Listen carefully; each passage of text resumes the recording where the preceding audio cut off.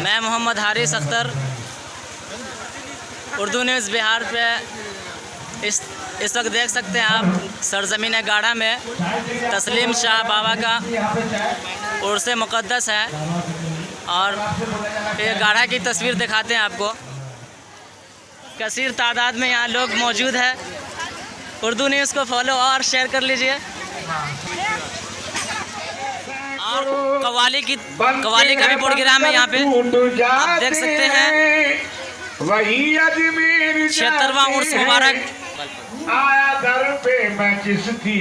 और हम यहाँ के खादिम से बात करने की कोशिश करेंगे और कुछ फराहम मालूमात हासिल करेंगे। जहांगीर कव्वाल आए हुए हैं।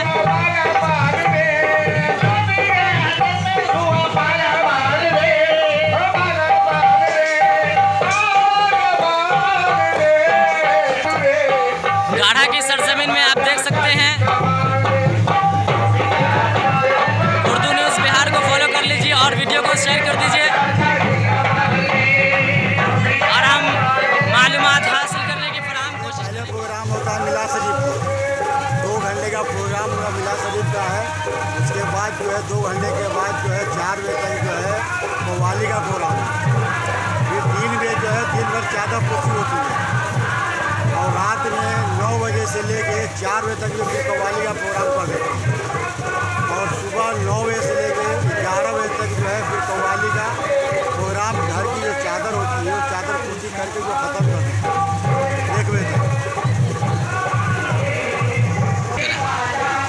करमात तो देखिए बहुत है, जो मतलब आदमी कहे तो भी कम हो जाए।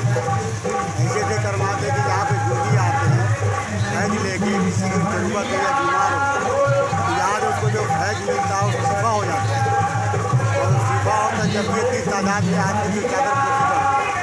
अगर वो शिफा नहीं होता तो फिर आते कैसे हैं। मैं सबा वारसी हूँ।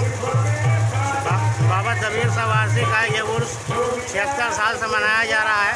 हर साल की तरह इस साल भी जोश खरोश से उर्स मनाया जा रहा है। पहला दिन ये रबी अव्वल की 23, 24, 25 3 रोज ये होता है। पहला दिन मिलाद होता है 2-4 घंटे का। उसके बाद फिर रात भर समा महफिल होती है। फिर उसके बाद सारा दिन चादर पोशी वगैरह होती है। फिर रात भर समा चलता है। उसके बाद फिर सुबह 10 बजे से 12 बजे तक समा का प्रोग्राम चलता है। फिर चादर पोशी वगैरह हो करके कुल हो जाता है। तस्लीम साहब वारसी अपने घर के पास दलान में बैठे रहते थे शराब का घड़ा लेकर के, लेकिन जब लोगों को पिलाते थे तो वो शराब नहीं हुआ करता था, वो शरबत हुआ करता था। लोग कहते थे इस तरह का शरबत हमने कभी पिया ही नहीं पूरी ज़िंदगी में, ऐसा शरबत हमने कभी नहीं पिया। इस तरह का मंजर था उनका। जो उनसे एक बार जुड़ गया तो वो कभी अलग होता नहीं था।